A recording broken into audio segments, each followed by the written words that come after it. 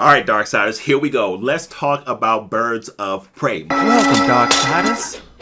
My name is Al. Welcome to Darkside Reviews, by the way, where you come for the reviews and stay for the community, because it's an awesome place to talk TV and movies. So, here are my thoughts about this. Spoiler free, of course. Now, it should be said that I was not a big fan of the trailers for this. I thought that they were kind of dull and lackluster. And honestly, I said that I don't even know why they're making this movie.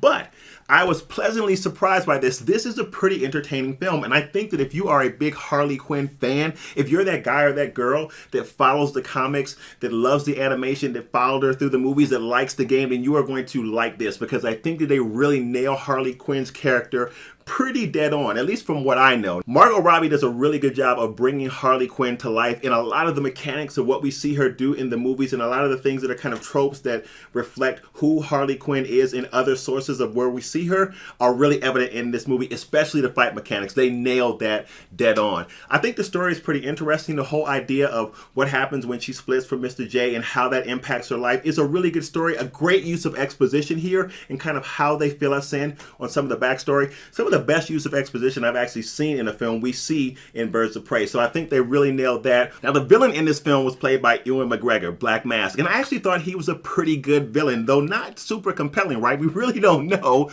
what his motivations are in this movie outside of really wanting to be now the king of crime in Gotham, really wanting to replace Mr. J, which is interesting though, because we really don't know what has happened here. We know that there's been a split between them and Harley Quinn, but we never actually see the demise of Mr. J in this film, and I thought that that was interesting. But having him as a villain, I thought was a good match for this film. I just wish that we would have known a little bit more about his motivations and maybe a little bit more about his backstory. Where I do think the film suffers a little bit and it is in the second act. It gets a little bit dull and drawn out. The third act is pretty good, and that's when we see really all of our heroes come together and they really start to gel. I wish that we had seen that a little bit more, but they were really more so developing the story, developing Harley Quinn's character, and we get to see our heroes in different places before they actually coalesce and come together as a team at the end of the film.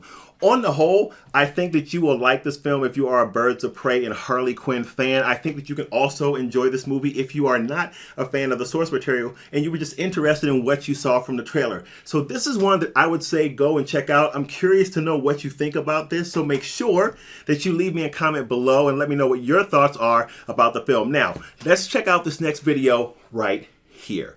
I'll meet you there. Peace.